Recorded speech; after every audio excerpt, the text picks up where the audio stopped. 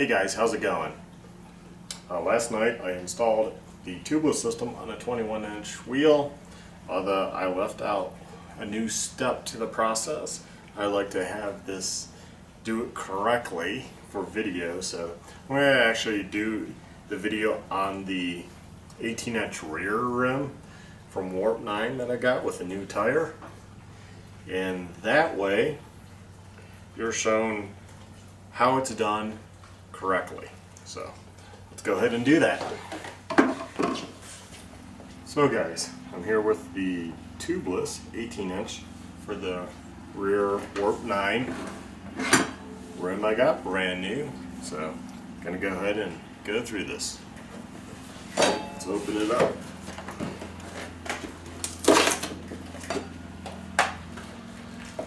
First thing you have, we'll set this to the side. First thing you got when you open it up is tape. You got the tire install plate, and also with the tape there's going to be new directions.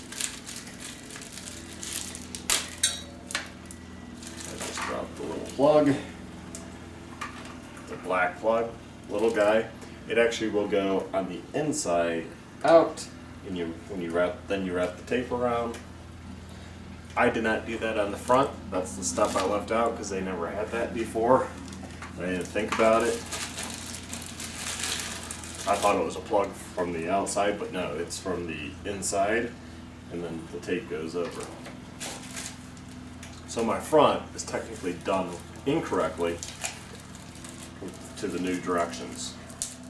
And I want to bring you how they say to do it now. And this is the tape. It's kind of like a rubbery type tape, and it has adhesive backing paper to it. And this is why I already know that there's an updated instruction about the tape. And you also, so please read this part, but it says, please note that it is best to overlap the ends of this rim tape by a minimum of 1 inch, which there's probably enough to do 1 inch. Maybe a little longer than that. And this is different than the printed instructions. And of course, you got your stickers if you want to put those on, and your printed instructions.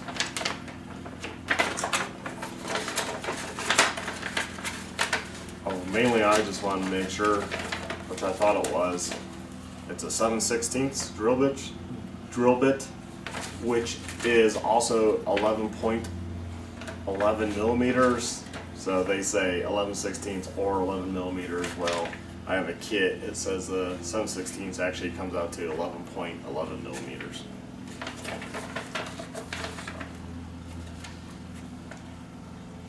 So first step we do is count 4 spokes over and put a new hole with the drill. So there's going to be 2 holes because traditionally you would have your tube and your rim lock. So just basically pick one. I also have a sticker in the drop center that I'll have to peel off and remove the glue. So if you're using new rims, just see if they put some stickers there or whatever, and remove those. So you just pick a side, and then you're gonna count over 4. So guys, I don't think it really matters which way you go, although it does say existing hole and they're going off to the left. So I guess it depends how you want it to go on which way you want to go. So I will go like they say. So we'll use this one and count 4. 1, 2, 3, 4. So go right here, which is also at the 4th space. This way. 1, 4. Let's go right there. Take a punch. And I'll look at where the center is. I'm going to double check. Hole 1, 2, 3, 4. Yep. 7/16.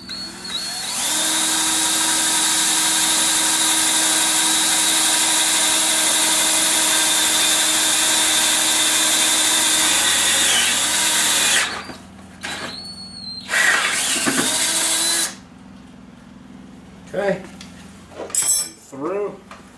And what I like to do, I have a nice small round file like that. I'm just gonna come in on an angle on that hole, just kind of dull it up a little, and just smooth it out. And I think the attention to detail like this is why this system just has worked so good for me. I don't have to be as detailed on this side, but I just don't like getting cut, so dull it up a little. Clean the hole from any burrs. There we go. That feels good, feels smooth, not getting cut. Now you can take sandpaper and dull the nipples. If it's a used rim, there might be burrs up in here, and you'll want to take, I like taking a sanding sponge to use for drywall, and use that and just kind of go back and forth. But being new, all these, there's nothing sharp about them. There's no burrs. Just blow out the shavings that fell in a couple of the nipples here.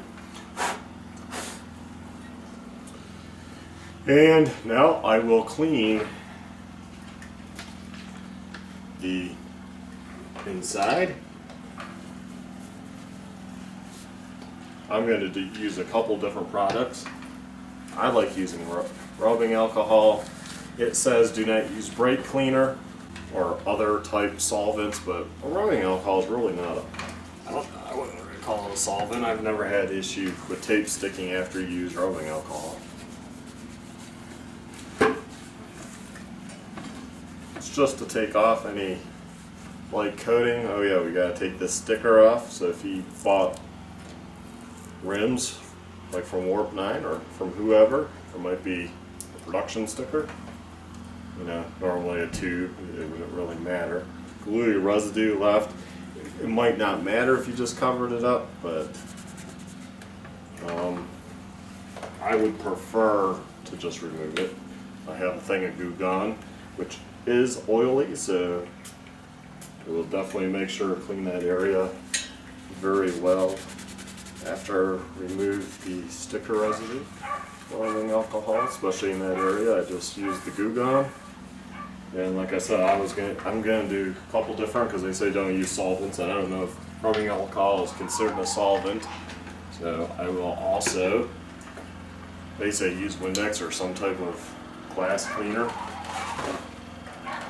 I got this glass cleaner, Costco, like a 6-pack. So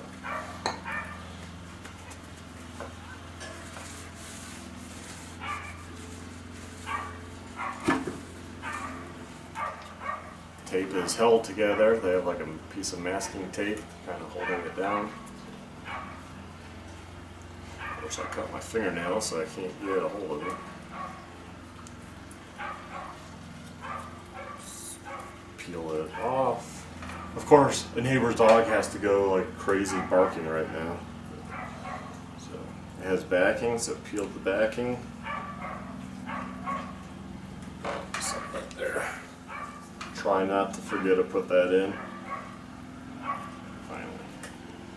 So what I like to do, here's my hole that's going to have that big rim lock right there in,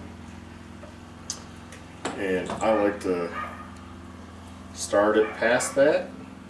So I'll go up to the next nipple, and you don't pull when you do this tape. And now you might say, well, why did you want to start past that? Hey, it's a good spot to finish, but mainly what I want to do is end it just past that hole if I can. Why? Because that part of the rim lock on the tubeless will help hold down where I just went past on each direction. You don't want to pull the tape, just kind of have it fall in.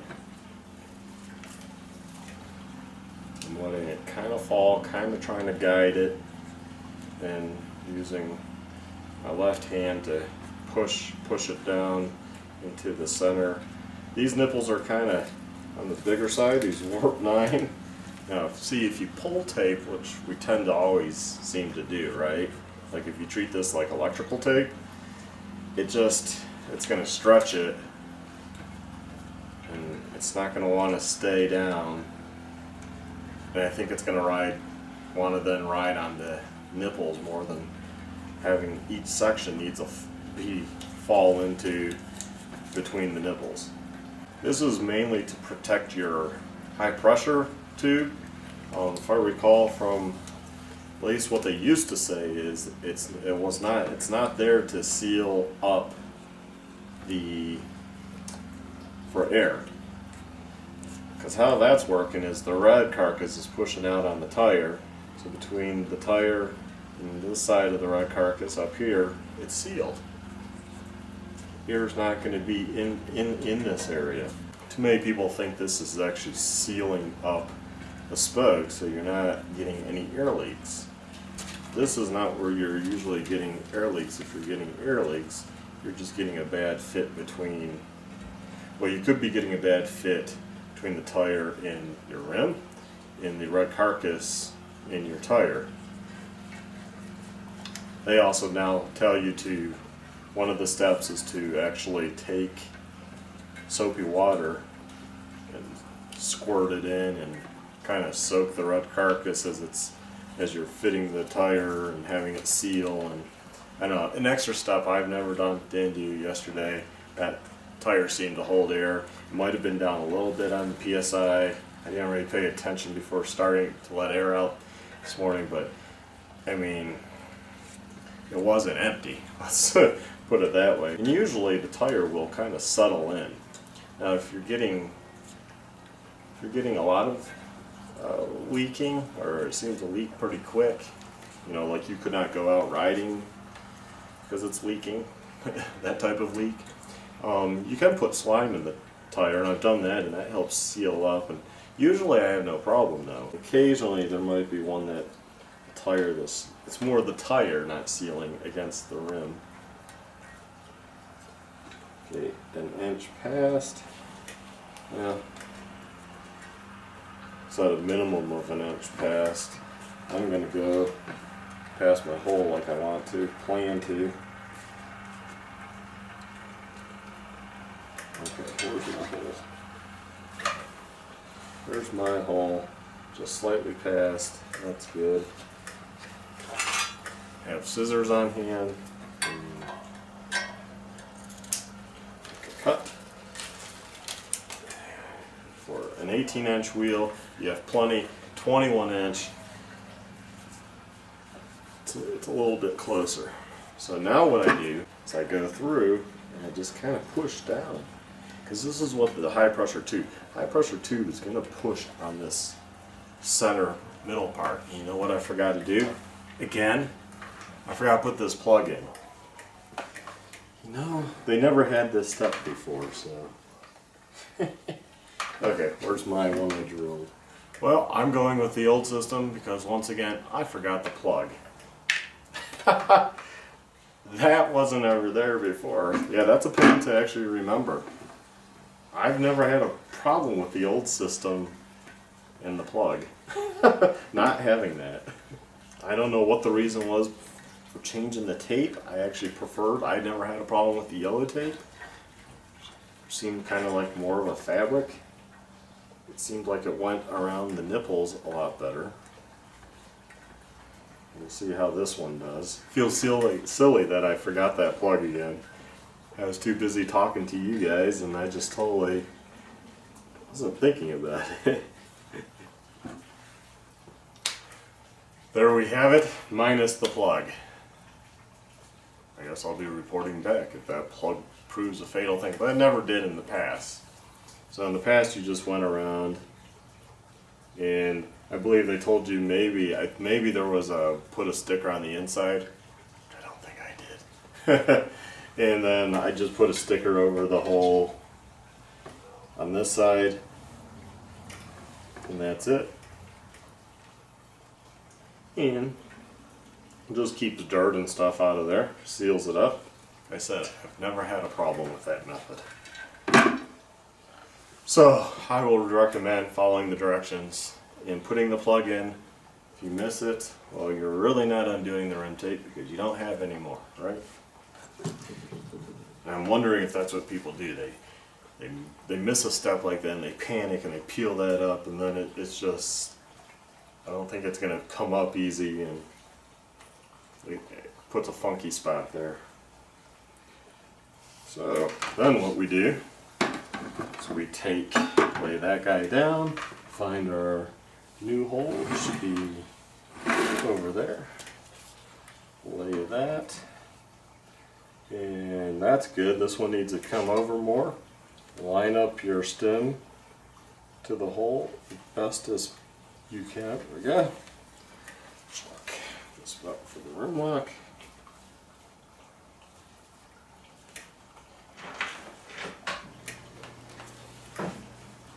The big one will go through the hole you drilled. The high pressure will go through your normal hole. Okay guys, this is probably a little easier for you now. See, now that I'm more of the detail. So, take the or the main chamber, it's going to line up to there. You want this one lined up. And that might be, it's hard to tell. I will say that's probably one of the hardest parts, is actually lining that up. So I'm going to do the cap, do this cap. They want you to basically hose down the red bladder with some type of lubricant. I'm going to use WD-40. Plus it kind of wipes off any dirt, you know. Get some dirt off it.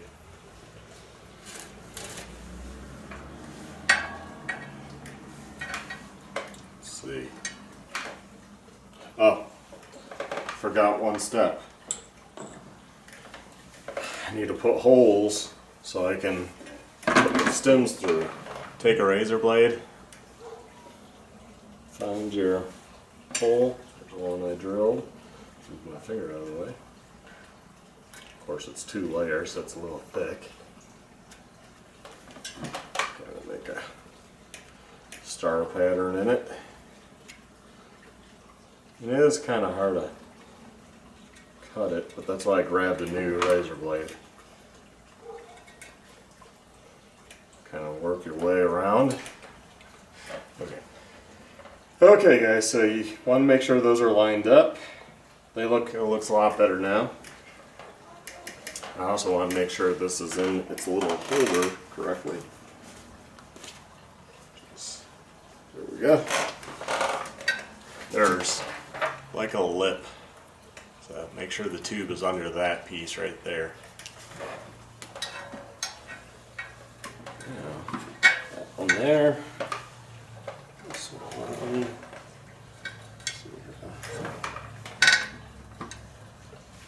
Seems pretty close.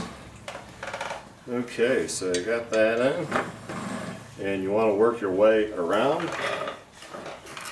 I'm lucky enough to have some no-mark paste, which works really good. It's like cornstarch or corn based or something, I forget now.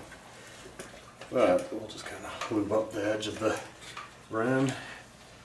This side,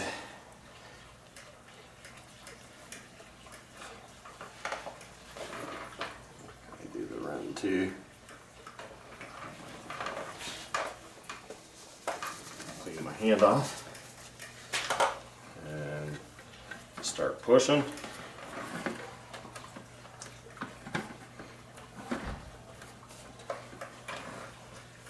Then you take your tire spoon,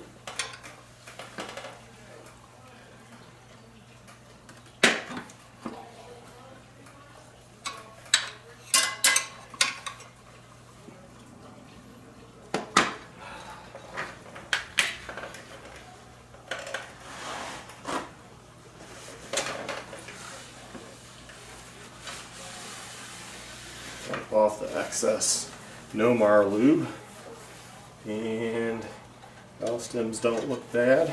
It's pretty good. It's installed basically. Now I'll go ahead and show you guys.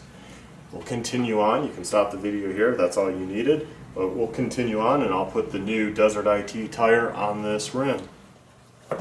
What I like to do is take my shoe and go like that. Just kind of spread that carcass out some, especially if it's a stiff sidewall tire. Desert ITs are. You take your metal plate, the old ones look like that, put it in, you grab your, this is not a directional tire, so it doesn't really matter, so don't have to worry about that. Push down on the tire or spread it out. Have that on the bottom.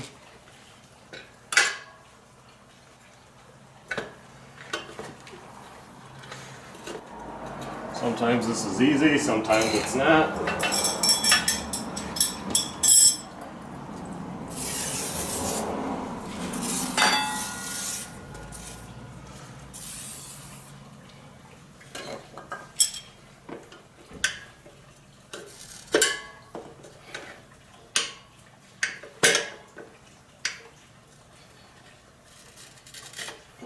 Rim lock on the bottom, and just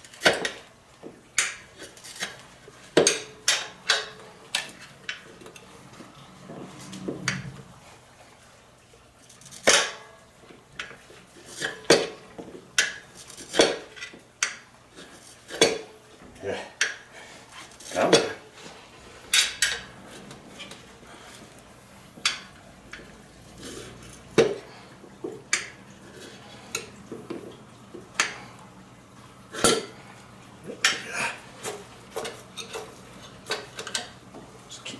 Push down in there.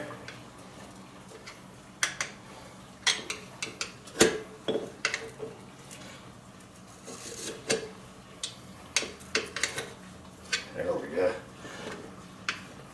There we go. So then you pull out the TUBliss install guide, and there. Go back to my bucket.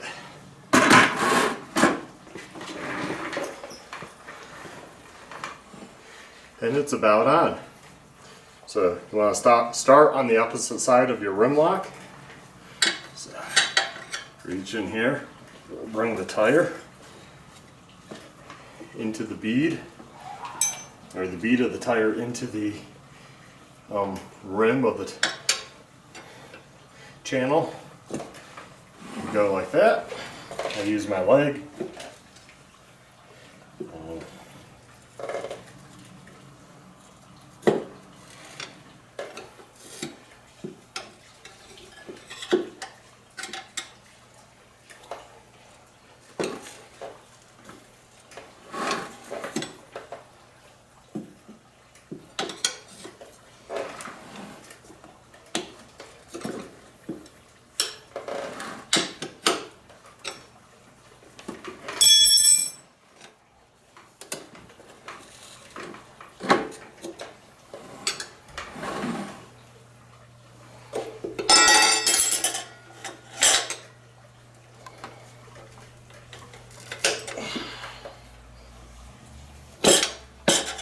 Go.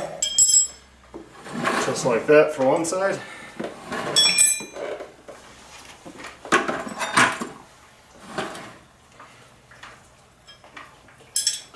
this side's going to be much harder.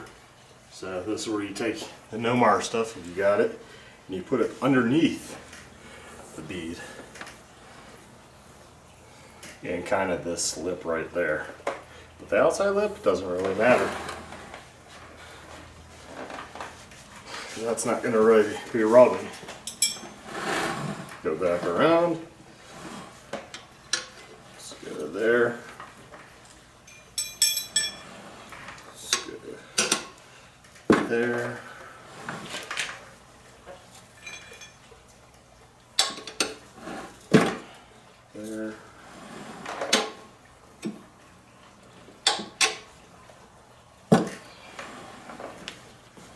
There. Back to this side. Falling right in.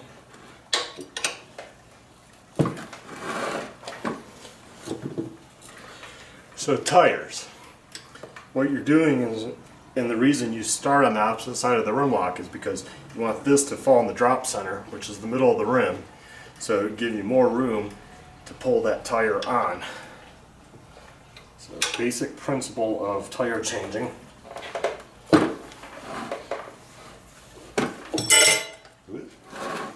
Okay, let's go over here.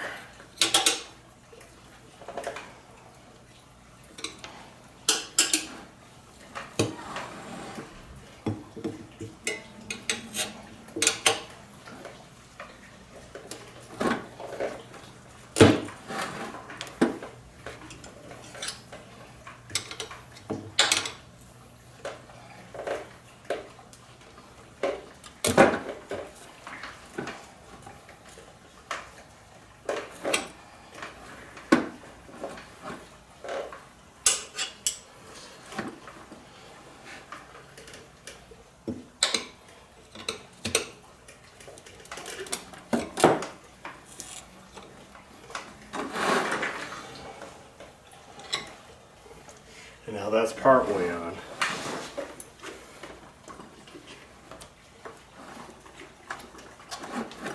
Almost. There we go. You can also use a mallet to kind of beat that on. There we go. Now we got a tire on. So the next step is take your big nut for the rim, for the tubeless rim lock. Go ahead and put that on. That's where the ratcheting wrench comes in handy, because you can just go like that. You take your little guy, put that on the high pressure, but you never ever want to put a nut all the way to the rim and tube, even if you're using tubes. A lot of people do. Totally incorrect, because when the tube's moving around inside your tire, it could pull and it could cause a leak there. You actually want to back off any type of nut that's on the outside, like a tube, to the bottom of your cap. Okay? You've got a high pressure tube. It's the volume itself is not that great. And you can see it just seated. That's a good thing with TUBliss. It does make pretty much every install a seated bead.